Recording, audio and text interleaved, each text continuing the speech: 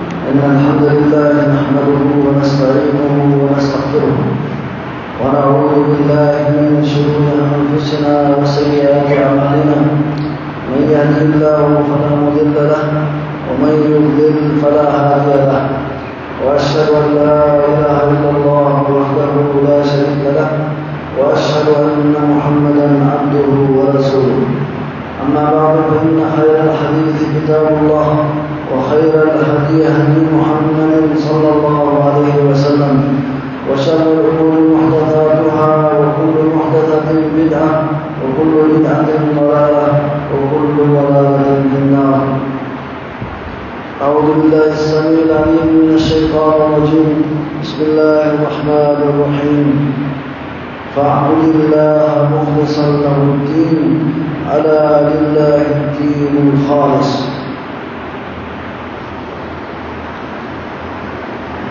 رب اشرح لي صدري ويسر لي أمري واحلل عقدة من لساني يفقهوا قولي. سبحانك لا علم لنا إلا ما علمتنا إنك أنت العليم الحكيم. اللهم انفعنا بما علمتنا وعلمنا ما ينفعنا وزدنا علما. اللهم زدنا ولا تنقصنا، وأكرمنا ولا تهنا، وآتنا ولا تحرمنا، وآثرنا ولا تؤثر علينا، وارضنا بمنك وكرمك وإحسانك وارض عنا. ہر قسم کی حمد و ثنا، تعریف، تمجید، بزرگی، برتری، کبریائی اللہ وحدہ لا شریک، احکم الحاکمین، ارحم الراحمین کے لیے، اور صلاۃ و سلام اللہ تبارک و تعالیٰ کے تمام انبیاء و رسول پر، بالخصوص ہمارے پاک پیغمبر نبی مکرم خاتم النبیین، امام الانبیاء والمرسلین، سید الاولین والآخرین، حضرت محمد رسول اللہ صلی اللہ علیہ وسلم پر، آپ کے تمام صحابہ کرام، اہل بیت اعظام، تابعین، تبع تابعین، ائمہ دین، شرحاء امت، اور اللہ تبارک و تعالیٰ کے تمام نیک بندوں پر ہوں۔ حضرات محترم، اللہ رب العزت کی توفیق سے پچھلے خطبوں میں ایک بہت ہی اہم بنیادی بات کے اوپر ہمارے خطبات کا سلسلہ جاری ہے۔ وہ یہ ہے کہ کسی بھی انسان کے عمل قبول ہونے کے لیے اللہ تبارک و تعالیٰ کے ہاں اس عمل کا فائدہ ہو، وہ اللہ تبارک و تعالیٰ اس عمل کے اوپر دنیا آخرت میں اللہ تعالیٰ ہمیں اجر و ثواب دیں۔ اس کے لیے جو بنیادی بات ہے وہ ہے عقیدہ کا صحیح ہونا۔ جب تک اللہ پر کسی کا ایمان مضبوط نہ ہو، اللہ پر جب ایمان لاتے وقت اس کا ایمان خالص نہ ہو، صرف اللہ تبارک و تعالیٰ کو وحدہ لا شریک ماننے والا ہو، اور صرف اللہ تبارک و تعالیٰ کو اپنا رب، خالق اور رازق، اور اس کے ساتھ ساتھ صرف اللہ تبارک و تعالیٰ کو وحدہ لا شریک عبادت میں بھی، ریاضت میں بھی، بندگی میں بھی، مدد مانگنے میں بھی، ہر قسم کے اندر، تمام عبادتوں کے اندر اللہ تبارک و تعالیٰ کو اگر وحدہ لا شریک مان لیں تو پھر اس کا عمل قابل قبول ہے۔ اگر وہ اللہ کو چھوڑ کر غیر اللہ کی طرف جانے والا ہو، اللہ کو چھوڑ کر کسی اور سے بھی امید رکھنے والا ہو، اللہ کو چھوڑ کر کسی اور کو بھی معمولی سے عبادتوں میں بھی ذرہ برابر بھی ہو، اگر وہ غیر اللہ کے لیے کرے، دوسروں کے لیے کریں، وہ خواہ جو دوسروں کے لیے جس کے لیے عبادت کو کے بارے میں وہ سوچ رہا ہے، جس کے بارے میں وہ اللہ کو چھوڑ کر کسی اور کے بارے میں اور کو وہ اپنے عبادت کا کچھ حصہ اس کے لیے بھی خاص کر رہا ہے، اگرچہ وہ بندہ نبی بھی کیوں نہ ہو، اللہ کا ولی بھی کیوں نہ ہو، کوئی فرشتہ بھی کیوں نہ ہو، اللہ تبارک و تعالیٰ کو یہ پسند نہیں ہے۔ اس سے تو اللہ تبارک و تعالیٰ اس کے سارے اعمال کو برباد کر دیتا ہے۔ جتنے بھی وہ نیکی کرے، جس طرح بھی وہ اپنے سوچ میں وہ اس کو اچھا سمجھے، لیکن اگر اس کے اندر اس کے عقیدہ اگر خراب ہے، اگر اس کی عقیدہ درست نہیں ہے، وہ اللہ کے علاوہ کسی اور کو بھی اور کی بھی پجاری کرتا ہے، شرک کرتا ہے، تو پھر وہ عمل اللہ تبارک و تعالیٰ کے ہاں قابل قبول نہیں ہے۔ اللہ تبارک و تعالیٰ اس بارے میں بہت ہی زیادہ غیرت رکھنے والا ہے۔ حدیث قدسی ہے کہ اللہ رب العالمین فرماتے ہیں من عمل عملا اشرک فیہ معی غیری، کوئی بھی شخص جس طرح بھی کوئی عمل کرے، جتنا بھی وہ خوبصورت عمل کرے، بظاہر خوبصورت ہو، لیکن اس کے ساتھ میرے اس عمل کے کرتے وقت میرے ساتھ اگر کسی اور کو بھی شریک ٹھہرائیں، کسی اور کے لیے بھی وہ اس میں کوئی حصہ سمجھیں اور کسی اور کے لیے بھی کریں، تو ترکتہ و شرکہ، میں اس بندے کو بھی مردود قرار دوں گا، اس کو بھی میں رد کر دوں گا، اس کو بھی میں چھوڑ دوں گا، اس کے عمل کو بھی میں چھوڑ دوں گا، ان میں سے کسی عمل کو میں قابل یا اس عمل کو قبول نہیں کروں گا۔ اس شخص کو کرنے والے کو بھی اور اس کے عمل کو بھی میں مردود کر دوں گا، رد کر دوں گا۔ تو اس لیے عمل کے وقت، عمل سے پہلے ہی اپنے عقیدے کی اصلاح انتہائی ضروری ہے۔ عقیدے کے اندر میں نے پچھلے خطبے میں بھی وضاحت کی تھی کہ صرف توحید نہیں بلکہ اللہ کے فرشتوں پر ایمان لانا، اللہ کے تمام آسمانی کتابوں پر ایمان لانا، اور اسی طرح تمام انبیاء کرام کے اوپر ایمان لانا، اور اسی طرح آخرت کے دن کے اوپر ایمان لانا، تقدیر پر ایمان لانا، ان تمام معاملات کے اندر ہمارا عقیدہ ٹھیک ہونا چاہیے۔ جب عقیدہ ٹھیک ہو تب جا کے آپ کوئی اگر عمل کریں تو وہ اللہ کے ہاں قابل قبول ہے۔ شرک کے ساتھ کوئی بھی عمل اللہ کے ہاں قابل قبول نہیں ہے۔ حتیٰ کہ اللہ تبارک و تعالیٰ نے ہمیں سمجھانے کے لیے اللہ رب العالمین نے ایک جگہ پر قرآن مجید کے ایک جگہ پر 18 انبیاء کرام کا تذکرہ فرمایا، اور ہمیں سمجھانے کے لیے یہ فرمایا کہ اگر یہ لوگ بھی اگر شرک کریں، ان کے سروں پر نبوت کے تاج رکھنے کے بعد اگر ان سے بھی شرک سرزد ہو جائے تو ان کے بھی اعمال برباد ہو جائیں گے۔ اسی طرح اس سے بھی بڑھ کر وہ بھی ہمیں سمجھانے کے لیے اللہ تبارک و تعالیٰ نے سورہ زمر کے اندر فرمایا کہ ہمارے نبی علیہ الصلوۃ والسلام جو کہ سب سے زیادہ اللہ کے توحید کو سمجھنے والے، سب سے زیادہ اللہ کی توحید کو پہنچانے والے، اور سب سے زیادہ اللہ کی توحید کو کی دعوت پھیلانے والے انسان، سب سے اولین اور آخرین کے سردار، آپ کے بارے میں بھی یہ فرمایا، یہ ہمیں سمجھانے کے لیے کہ لئن اشرکت لَيَحْبَطَنَّ عَمَلُكَ، اگر آپ سے بھی شرک سرزد ہو جائے تو آپ کا بھی عمل برباد ہو جائے، وَلَتَكُونَنَّ مِنَ الْخَاسِرِينَ، آپ کے خسارہ پانے والوں میں ہوں گے۔ یعنی دیکھو ہمیں سمجھانے کے لیے ہمارے نبی علیہ السلام کے بارے میں بھی کہتے ہیں اگر آپ سے بھی شرک سرزد ہو تو میں آپ کو بھی معاف نہیں کروں گا، لیکن شرک تو سرزد نہیں ہوگا، آپ تو توحید کو پھیلانے والے، سب سے زیادہ سمجھنے والے آپ ہیں، لیکن ہمیں سمجھانے کے لیے اگر آپ سے بھی اگر ایسا ہو جائے، ہونا تو نہیں، اگر ہو جائے تو پھر آپ کا عمل بھی برباد ہوگا۔ تو سب سے پہلے ہمیں عقیدہ درست رکھنا چاہیے، وہ ٹھیک ہو تو پھر اس کے بعد باقی ہم عمل کریں تو پھر اس میں جو ہے نا اللہ تبارک و تعالیٰ کمی کوتاہی کو بھی معاف فرما دیں، لیکن شرک کے ساتھ کوئی بھی عمل قابل قبول نہیں ہے۔ عقیدے کے اصلاح کے بعد ایک مسلمان کے لیے اپنے ہر عمل کو درست کرنے کے لیے، وہ قابل قبول بنانے کے لیے ایک اور اہم بات یہ ہے کہ ہر عمل کے وقت ہم اپنی نیت کی اصلاح کریں۔ وہ توحید کے اوپر آنا، عقیدہ کا اصلاح، یہ تو انتہائی ضروری ہے، یہ تو عمومی بات ہے۔ شرک کے ساتھ کوئی بھی عمل قابل قبول نہیں ہے۔ اسی کے ساتھ ساتھ ہر عمل کے وقت آپ جو بھی کوئی نیکی کرے، اللہ رسول کی اطاعت کے اندر دینی کوئی مسئلہ یا آپ اس کو عبادت سمجھ کر آپ عمل کرتا ہے تو اس میں سب سے پہلے آپ کو چاہیے کہ آپ اپنی نیت اللہ کے لیے خالص کریں، صرف اللہ کے لیے کریں۔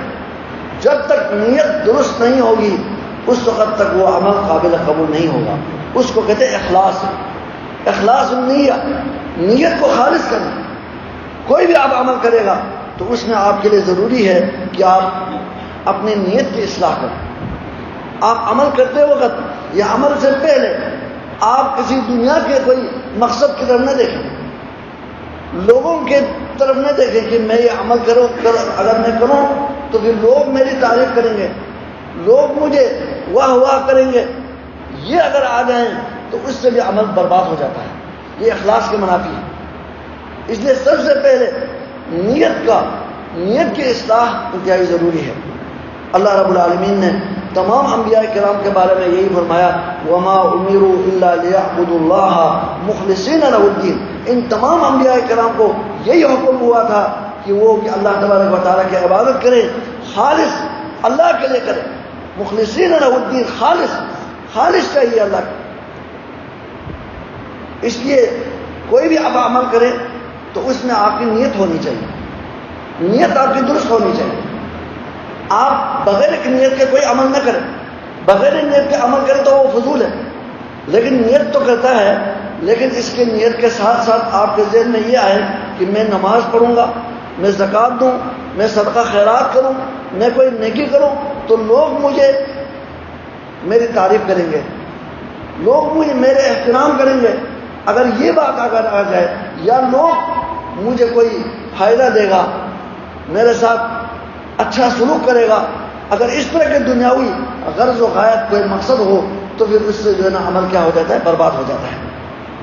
اس لیے نبی علیہ السلام نے فرمایا کہ انما الاعمال بالنیات, تمام اعمال کا دار و مدار, عمل کے قبول یا رد کے جو دار و مدار ہے, جس کے اوپر مدار ہے, وہ کیا ہے, نیتوں کے اوپر ہے. اگر کسی کی نیت اچھی ہو تو وہ عمل کیا ہے, اللہ تبارک و تعالیٰ, صرف اللہ کی رضا ہو, اللہ تبارک و تعالیٰ کی رضا مقصود ہو, تو پھر اللہ تبارک و تعالیٰ اس عمل کو, اگرچہ چھوٹا سا عمل ہو تو اللہ تبارک و تعالیٰ اس کو بڑا کر دیتا ہے, اس کا اجر و ثواب بہت ہی زیادہ رہتا ہے. اگر کوئی شخص عمل کرتے وقت اگر اس کی نیت اچھی نہ ہو, لوگوں کو دکھانے کے لیے, غیر اللہ کے لیے ہے تو وہ شرک ہے. لیکن لوگوں کو دکھانے کے لیے, کوئی دنیاوی مقصد کے لیے کوئی عمل کرتا ہے تو پھر وہ کیا ہے, وہ عمل مردود ہو جائے گا, اس کا کوئی فائدہ نہیں ہوگا.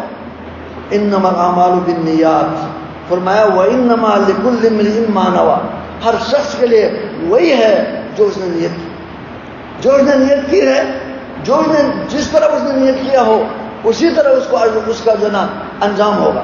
اگر کسی نے کوئی عمل کرتے وقت اللہ کی رضا مقصد ہو, صرف اللہ کو خوش کرنے کے لیے,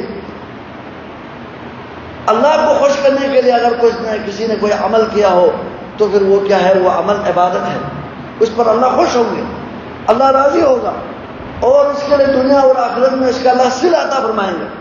لیکن کوئی عمل کرتے وقت کوئی دنیا ہو, دنیاوی مقصد ہو, تو پھر وہ کیا ہے, عمل اللہ کے ہاں قابل قبول نہیں ہے. پھر نبی علیہ السلام نے اس حدیث کے اندر ایک مثال دی, فمن کانت ہجرتہ الی اللہ ورسولہ, اگر کوئی ہجرت کرتا ہے, یہ بہت بڑا عمل ہے, کوئی دین کو بچانے کے لیے کسی علاقے میں وہ اپنے دین کے اوپر چل نہیں سکتا, کافر لوگ اس کے اوپر تک اس کو دین سے دور کرتا ہے یا اس کو دین کے اوپر چلنے میں وہ رکاوٹ ہے, تو پھر وہ ہجرت کر کے کسی اسلامی ملک میں جاتا ہے, اپنے سارے مال و دولت کو, کاروبار کو, رشتہ داروں کو, سب کو چھوڑ کر, اپنے ملک کو چھوڑ کر کسی دوسرے ملک میں, اسلامی ملک میں جاتا ہے, ہجرت کرتا ہے. اس سے بڑا کوئی عمل نہیں ہے. ایسا کوئی بڑا عمل کرتا ہے, لیکن اگر اس کے مقصد, اس ہجرت کا اگر مقصد یہ ہو کہ میں اللہ کے دین کو بچانے کے لیے, تاکہ میں صرف اللہ کی عبادت کر سکوں, اللہ کی رضا حاصل کر سکوں, اللہ مجھ پر خوش ہو, اس کے لیے ہجرت کرتا ہے, تو پھر اس کے ہجرت کیا ہے, فائدہ مند ہے, اس کے لیے فائدہ ہوگا. لیکن ومن کانت ہجرتہ لدنیا یصیبها, جو کوئی ہجرت کرتا ہے اس لیے کرتا ہے تاکہ کوئی مجھے دنیا ملے, دنیا میں کوئی فائدہ ہو. بظاہر تو وہ وہاں ہندوستان سے پاکستان آتا ہے, بظاہر تو یہاں مسلمانوں کا علاقہ ہے, لیکن اس کے اندر یہ ہے کہ وہاں کاروبار نہیں ہے, چلو یہاں کاروبار ہے, یہاں کوئی مجھے دنیا ملے گی, یہاں مجھے کوئی دنیاوی فائدہ ہوگا, یہ سمجھ کر اگر کوئی ہجرت کر کے ادھر آتا ہے تو پھر وہ اس کا ہجرت بس اگر دنیا مل گئی تو مل گئی، ورنہ اللہ کے ہاں اس ہجرت کا کوئی فائدہ نہیں ہوگا۔ اگر کوئی کسی ملک چھوڑ کر کسی دوسرے ملک میں، اسلامی ملک میں جاتا ہے، وہاں کوئی شادی کے لیے جاتا ہے، کسی عورت سے شادی کرنے کے لیے جاتا ہے، یا کوئی دنیاوی مقصد کے لیے جاتا ہے، تو پھر اس کی ہجرت وہی ہوگی جس کے لیے اس نے ہجرت کی۔ یہی مثال تمام عبادتوں کی ہے۔ اگر کوئی حج کرتا ہے، بڑا خرچ کر کے حج کرتا ہے، اور وہ حج کرتے وقت اس کی نیت یہ ہے کہ میں حاجی بنوں گا، لوگ میرے احترام کریں گے، مجھے حاجی کہیں گے، مجھے آگے بٹھائیں گے، یہ مقصد ہو، تو پھر اس کے حج کا کوئی فائدہ نہیں۔ اس کے اثرات بھی ہوتے ہیں۔ جو دنیا کے لیے حج کرتا ہے نا، دنیاوی مقصد کا، اللہ کی رضا نہیں ہوتا۔ اصل چیز کسی بھی عبادت کے جو قبول ہونے کے لیے وہ اللہ کی رضا ہے، نیت کے خلوص ہے۔ نیت جب تک خالص نہ ہو تو وہ عمل قابل قبول نہیں ہے۔ کوئی حج کرتا ہے، وہ کہتا ہے کہ میں حج کروں گا تو لوگ میرا احترام کریں گے، مجھے حاجی کہیں گے۔ بلکہ کچھ ایسے لوگ بھی ہوتے ہیں جو حج کر کے آتے ہیں، اگر دوسرے کوئی بندہ جو ہے اس کو حاجی نہ کہے تو غصہ آتا ہے کہ میں نے حج کیا، وہ مجھے حاجی نہیں کرے۔ وہ اللہ کے بندوں کی تو نے حج اس لیے کیا تھا کہ لوگ تجھے حاجی کہیں۔ حج اللہ کے لیے نہیں کیا تھا، لوگوں کے لیے کیا تھا۔ یہ بہت بڑا ایک سوال نشان ہے۔ اس سے جو ہمارے جو عمل ضائع ہو جاتا ہے۔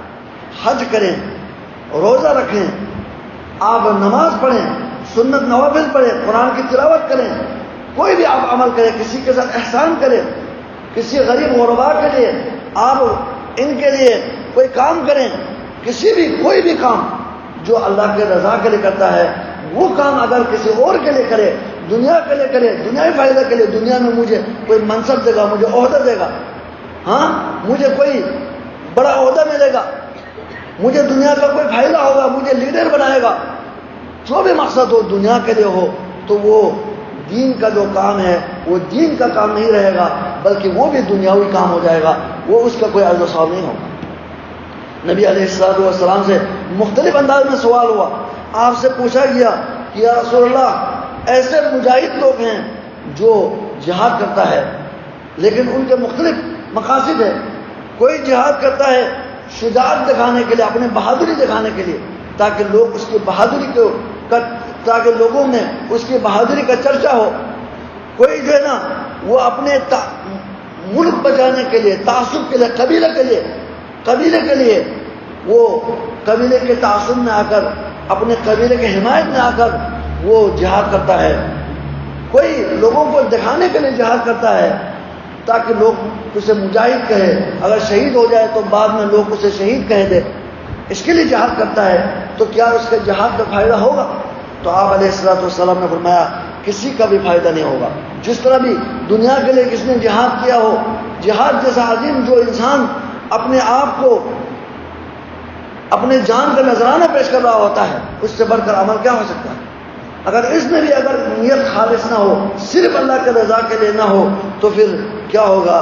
اس کا کوئی فائدہ نہیں ہوگا۔ فرمایا کہ صرف جہاد اس شخص کا جہاد ہے، من قاتل لتکون کلمۃ اللہ العلیٰ، جو یہ اس لیے قتال کرتا ہے تاکہ اللہ کا کلمہ، اللہ کا دین کی سربلندی ہو، دین تمام ادیان کے اوپر آ جائیں، اللہ کے دین کا چرچا ہو، اللہ کے دین کی سربلندی ہو، اس کے لیے کرتا ہے، اللہ کے رضا کے لیے کرتا ہے، تو وہ مجاہد ہو۔ اصل جہاد اس کا ہے۔ اس لیے ہمیں چاہیے جو بھی ہم عمل کریں تو اس میں ہم اپنی نیت کو خالص کریں، اس میں ہمیں تھوڑا سا محنت کرنی پڑے گی۔ ہر عمل سے پہلے ہم اللہ سے عہد کریں، یا اللہ کہ میں جو عمل کر رہا ہوں، جو میں خرچ کر رہا ہوں، یا جو میں عمل کر رہا ہوں، عبادت کر رہا ہوں، یہ آپ کی رضا کے لیے ہے، آپ مجھ پر راضی ہو۔ یہ اصلاح، اس کو کہتے ہیں اصلاح نیت۔ اس لیے نبی علیہ السلام نے فرمایا من سمع اللہ بہ، جو کوئی شہرت کے لیے کام کرتا ہے تو اللہ تبارک و تعالیٰ کل قیامت کے دن تمام اولین اور آخرین کے سامنے اس کو بھی مشہور کر دے گا، ادھر مشہور کر دے گا، اس کو ذلیل کرے گا۔ جو کوئی دکھانے کے لیے عمل کرتا ہے تو اللہ تبارک و تعالیٰ کل قیامت کے دن سب کے سامنے اس کو بھی ذلیل کرے گا، اس کے بھی عمل کو دکھا دے گا سب کے سامنے۔ جو اللہ کے لیے، جو اللہ جو چاہتے ہیں، جو اللہ ہم سے جو چاہتے ہیں وہ یہ ہے کہ ہر عمل کے اندر خلوص ہو، وفا ہو، نبی علیہ السلام نے فرمایا کہ سب سے زیادہ جو میں امت کے لیے، امت سے جو میں ڈرتا ہوں، جس عمل سے میں ڈرتا ہوں، جس خطرے سے مجھے جو خوف ہے، وہ یہ ہے کہ شرک اصغر، چھوٹا شرک۔ چھوٹا شرک کیا ہے؟ وہ ریا ہے۔ ان اخوف ما اخاف علیکم الشرک الاصغر، جو چھوٹا شرک ہے، شرک اصغر ہے، اس سے میں سب سے زیادہ تمہارے اوپر خوف کھاتا ہوں۔ تو صحابہ نے پوچھا یا رسول اللہ شرک اصغر کیسے کہتے ہیں؟ تو آپ نے فرمایا الریا، ریا نمود کے لیے، دکھانے کے لیے، دکھلاوا کے لیے عمل کرنا، دنیاوی غرض و غایت کے لیے عمل کرنا۔ تو اللہ تبارک و تعالیٰ کل قیامت کے دن اس طرح دکھاوا کے لیے عمل کرنے والوں کے لیے اللہ تبارک و تعالیٰ فرمائیں گے کہ تم جاؤ جن کے پاس، جن کے لیے تم نے، جن کو خوش کرنے کے لیے، جن سے تعریف لینے کے لیے، جس مقصد کے لیے تم نے عمل کیا تھا، انہی لوگوں کے پاس جاؤ، ان سے جزا لو۔ تم نے تو میرے لیے تو نہیں کیا، مجھے خوش کرنے کے لیے تو نہیں کیا، انہی کے پاس چلے جاؤ، انہی سے تم جزا لے لو۔ ہمیں معلوم ہونا چاہیے کہ عمل کے اندر جب تک خلوص نہ ہو، جب تک عمل خالص نہ ہو، اس وقت تک وہ عمل قابل قبول نہیں ہے۔ صحیح مسلم میں، دیگر کتب حدیث کے اندر یہ صحیح حدیث ثابت ہے کہ حضرت ابو ہریرہ رضی اللہ تعالیٰ عنہ اس حدیث کے راوی ہیں، فرمایا کہ سب سے پہلے قیامت کے دن جن لوگوں سے جہنم کو بھڑکائی جائے گی وہ 3 قسم کے لوگ ہیں۔ انہی لوگوں سے جہنم کو بھڑکائی جائے گی، جہنم کو انہی لوگوں کے سب سے پہلے انہی لوگوں کو جہنم میں ڈالے جائیں گے۔ ان میں سے پہلا شخص وہ قاری قرآن ہے، قاری ہے، عالم ہے۔ اللہ تبارک و تعالیٰ اس انسان سے کہیں گے کہ میں نے تجھے بہت زیادہ علم دیا تھا، تجھے میں نے قرآن مجید کا علم دیا، دین کا علم دیا، تو نے اس علم کے حوالے سے تو نے کیا عمل کیا؟ تو وہ کہے گا یا اے رب العالمین، اے میرے پروردگار، میں نے آپ کے علم کو پڑھا، دین کو پڑھا، پھر میں نے لوگوں کو اس کی واضح و نصیحت کی، لوگوں کو بلایا، لوگوں کو بھی میں نے پڑھایا، آپ کے دین کو پھیلایا۔ تو اللہ تبارک و تعالیٰ فرمائیں گے کذبت، تو نے جھوٹ بولا۔ فرشتے بھی کہیں گے تم نے جھوٹ بولا، اللہ کے حکم سے فرشتے بھی کہیں گے تم نے جھوٹ بولا۔ آگے سے اللہ فرمائیں گے تو نے جو عمل جو کیا تھا، تو نے دین کی خدمت جو کی تھی، جو تو دین کے اوپر جو چل رہا تھا، دین کے اوپر عمل کر رہا تھا اور دین کو پھیلا رہا تھا، قرآن پڑھ رہا تھا، یہ سب تو نے اس لیے کیا تھا کہ تاکہ لوگ تجھے قاری کہہ دیں، عالم کہہ دیں۔ وہ اب تو یہ کہہ دیا، یہ تو تجھے ملا دنیا میں، اب تجھے یہاں کوئی فائدہ نہیں ہوگا۔ اسی شخص کو اس کے چہرے کے بل گھسیٹ کر اس کو جہنم میں پھینکا جائے۔ اب کتنے بڑا عمل، اس نے زندگی کھپا بھی ہوگی، لیکن اس کے اندر اخلاص نہیں ہے لوگوں کو دکھانے کے لیے۔ اسی طرح دوسرا آدمی جس کو لایا جائے گا وہ مجاہد ہوگا، جس نے اپنے زندگی کو اللہ تبارک و تعالیٰ کی دین کے سربلندی کے لیے اس نے صرف کے بظاہر ہمیں نظر آنے میں تو اس نے تو اللہ کے دین کے سربلندی کے لیے جہاد کیا، لیکن اس کے اندر، اس کرنے والے کے اندر اس میں اخلاص نہیں تھا، نیت اس کے جو خالص اس کی نیت نہیں تھی۔ اللہ تبارک و تعالیٰ اس کے لیے فرمائیں گے کہ اب میں نے تجھے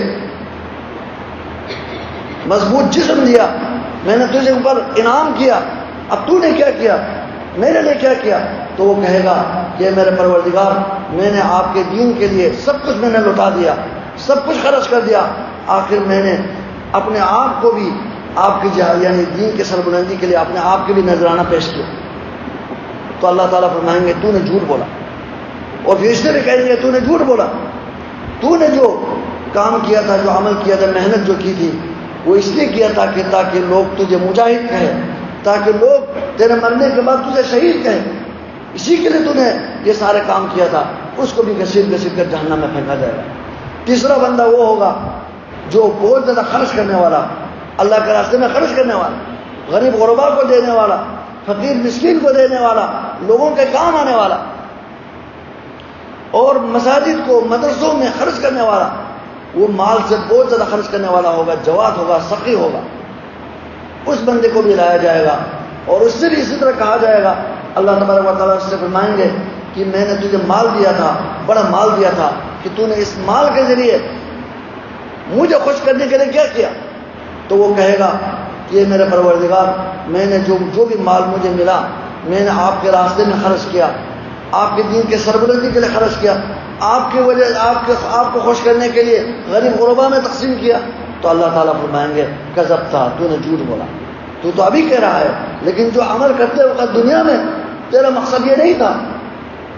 تو لوگوں کو خوش کرنے کے لیے، لوگوں کو خوش کرنے کے لیے، لوگوں سے تعریف لینے کے لیے، لوگ تاکہ تجھے سخی کہے، لوگ کہے کہ تجھے تو بڑا مہربان ہے، بڑا رحم دل ہے، یہ کہلانے کے لیے تو نے کیا تھا. تو نے مجھے تو خوش کرنے کے لیے تو نہیں کیا تھا. تو اللہ تعالیٰ تو تمام نیتوں کو جاننے والے. فرشتے بھی کہیں گے کہ تو نے جھوٹ بولا، تو نے دنیا کے لیے کیا تھا، دنیا کے شہرت کے لیے، دنیا کے مقصد کے لیے تو نے کیا تھا، اور ریا کے لیے، نمود کے لیے کیا تھا. تو اس آدمی کو بھی گھسیٹ کر جہنم میں پھینکا جائے گا. اس لیے ہمیں چاہیے کہ ہم اپنی نیتوں کی اصلاح کریں. سب سے پہلا عقیدے کی اصلاح، پھر اس کے بعد ہر عمل کے اندر نیت اچھی ہونی چاہیے، ہر عمل کے اندر اچھی نیت ہونی چاہیے. اس کے لیے ہمیں محنت چاہیے. ہم اپنی نیت کو ہمیشہ اپنے دل کو، اصل میں نیت کا تعلق دل سے ہے، اور دل کو عربی زبان میں کہتے ہیں قلب. قلب کہنے والا، قلب کا معنی ہے پھرنے والا. قلب کو قلب اس لیے کہا یہ پھرتا رہتا ہے، یہ ایک جگہ پہ ثابت نہیں رہتا. اس لیے ہمارے نبی کریم صلی اللہ علیہ وسلم سجدوں کے اندر یہ دعا کرتے تھے، اللہم یا مقلب القلوب، اے دلوں کو پھیرنے والے، ثبت قلبی علی طاعتک، میرے دل کو آپ اپنے اطاعت، اپنے دین کے اوپر ثابت رکھے، جمع کر کے. دل ہوتا ہے جہاں بھی جائے نا وہاں لگ جاتا ہے، ادھر کے سوچتا ہے. اگر آپ مسجد میں آ رہے ہیں نا تو آپ کے اندر روحانیت پیدا ہوتی ہے، آپ کو دین کے مسائل سمجھ میں آ جاتے ہیں، اور آپ کے اندر خشوع اور خضوع پیدا ہوتا ہے. آپ کوئی دنیا دار کے پاس جائیں، کوئی دنیا داری میں جائیں، وہاں غرق ہو جائے تو آپ کا دل ادھر غافل ہو جاتا ہے. اس لیے دل کو ہمیں ثابت رکھنا ہوگا، جمع کر رکھنا ہوگا اللہ کے اطاعت کے لیے، اللہ کے رضا کے اوپر ہمیں جمانا ہوگا. اسی لیے حضرات یعنی صحابہ اور تابعین، بڑے بڑے ائمہ کرام کے بارے میں بھی آیا ہے کہ وہ دل کی اصلاح، نیت کے اصلاح کے اوپر بہت بڑی محنت کرتے تھے. حضرت سفیان ثوری بڑے محدث اور فقیہ ایک بزرگ ہے، ان کے بارے میں آیا ہے کہ انہوں نے فرمایا کہ ما عالجت شیئا اشد علی من معالجۃ قلبی او من اصلاح نیتی. فرمایا کہ مجھے جو سب سے زیادہ جو دشواری کا سامنا ہوا، سب سے زیادہ مشکل جو مجھے لگا وہ یہ ہے کہ میں اپنی نیت کی اصلاح کرنے میں مجھے سب سے زیادہ دشواری اٹھانی پڑی. سب سے مجھے مشکل کام میری نیت کی اصلاح کی، کیونکہ لأنها تتقلب، کیونکہ میری نیت پلٹتی رہتی تھی. تو اس نیت کی اصلاح جو ہے انتہائی ضروری ہے. جو بھی آپ عمل کرے اس میں سب سے پہلے اللہ تبارک و تعالیٰ کی رضا مقصود ہو. دنیا داری، کوئی دنیا کو کوئی غرض و غایت، کوئی مقصد آپ کا نہیں ہونا چاہیے.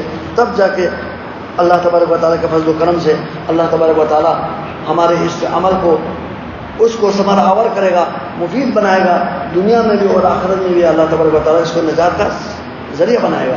جس طرح اللہ سبحانہ و تعالیٰ نے فرمایا قل ان صلاتی، آپ کہہ دیجئے محمد صلی اللہ علیہ وسلم، میری نماز، ونسکی، میری قربانی، ومماتی، میرا مرنا اور میرا جینا، للہ رب العالمین، صرف اللہ رب العالمین کے لیے ہے. لا شریک لہ، اس کے کوئی بھی شریک نہیں ہے. اللہ تبارک و تعالیٰ کا کوئی شریک نہیں ہے.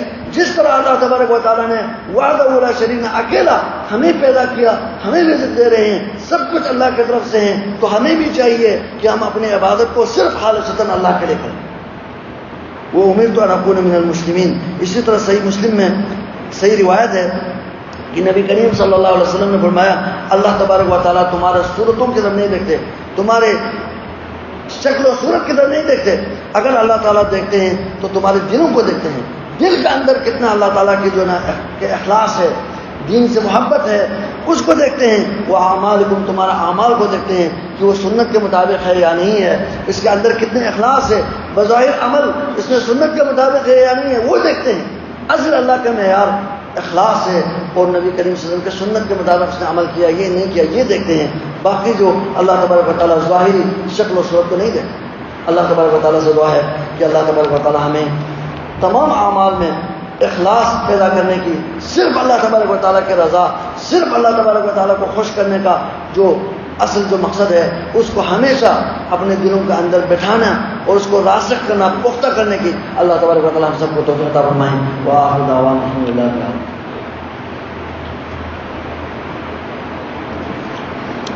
الحمدللہ نحمده ونستعينه ونستغفره ونعوذ بالله من شرور انفسنا ومن سيئات